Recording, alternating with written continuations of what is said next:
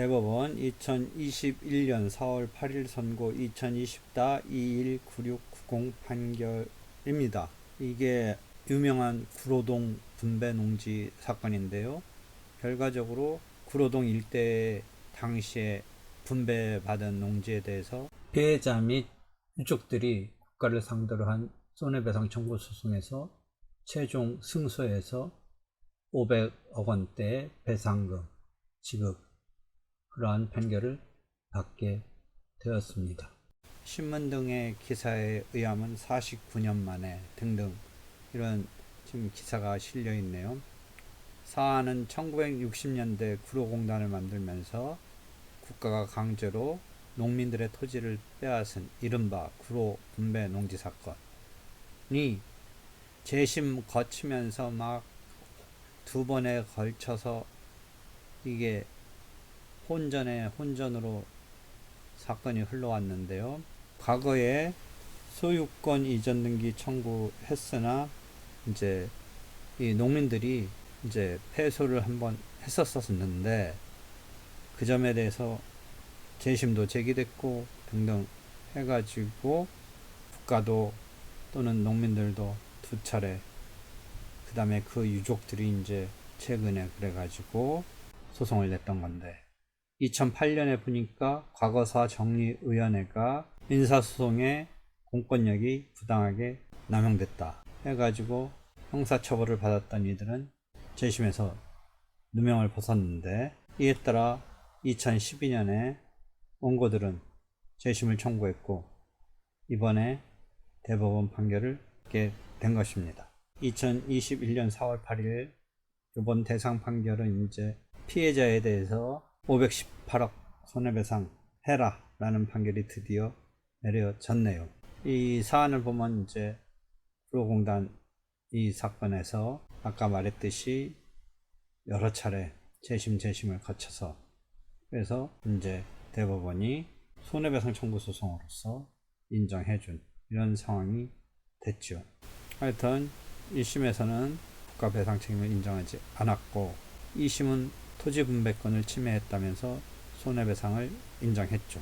정부가 피고가 상고했을 때 대한민국이 상고했지만 대법원이 대상 판결에서 상고를 기각했는데, 이 경우에 하나 절차법적인 쟁점이 지금 이 대상 판결의 손해배상 청구에 있어서 그 전제가 농지 분배 처분에 대한 것이 깔려 있기 때문에 이 점이 선행, 소유권 이전 등기 청구 등에 있어서의 판단에 있어서의 기판력이 지금 대상 판결의 손해배상 청구에서 작동하는지가 문제됐습니다.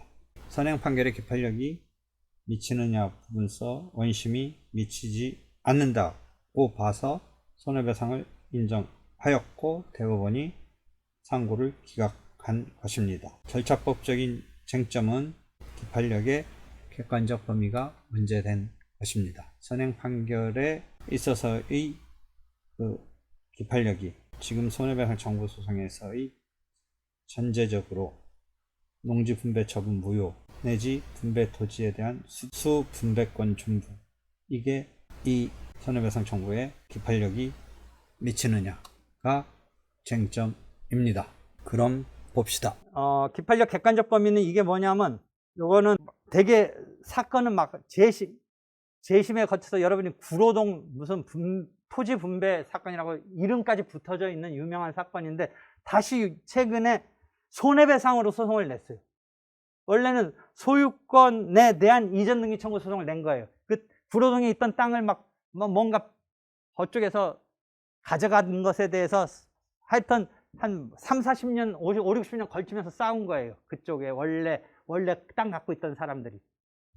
그래가지고 그게 문제가 됐는데 요번에는 손해배상을 구하는 소송을 냈어요. 애초 거는 소유권 이전 등기 청구 소송을 냈다가, 그러니까 여러분이 기판력 막 그 이론상 할 때 소송물이 확 틀려버려요. 선행소송은 소유권 이전 등기 청구 소송이고 후행소송은 손해배상 청구 소송이고, 물론 당사자도 50-60년 흐르니까 아들 등으로 바뀌었어요. 상속인 등으로 바뀌었어요. 근데 그거는 뭐 상속이니까 동일한 당사자급으로 보는데 이 소송물이 애초에는 소유권 이전 등기 소송이었는데 그 땅에 대해서 지금 후행 소송은 2차 소송은 그걸 막 니네 맘대로 그렇게 해간 것에 대해서 손해배상 그런 어떤 조치 등에 대한 손해배상을 걸었는데 그러면 일단 기판력은 안 걸린다라는 거예요. 기판력에 걸리지 않는다라고 본 거예요.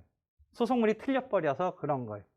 다만 여기서 우리가 그런 거 있잖아. 앞사건이 뒷사건에 선행 문제로 앞사건의 소송물이 작동할 수는 있는데 그런 점 등등 한번 생각해 보라는 거죠. 앞사건에. 그러니까 여러분이 민사소송법 260조에 보면 소송물의 앞에 선행의 이유 중에 판단되는 기판력이 안 걸리지만 소송물이 다르더라도 앞사건의 소송물이 2차 소송에 선행적으로 작동할 여지는 있는 거죠. 선행적으로 작동할 여지는 있는 거. 여러분 공부 막 할 때 했던 기억 좀 한번 해보세요. 근데 하여튼 이건 그런 것까지도 한번 검토는 해볼 수는 있는데 하여튼 소송물이 틀리다라고 해서 기판력에 걸리지 않는 것으로 해서 기판력이 미치지 않는다라고 본 겁니다.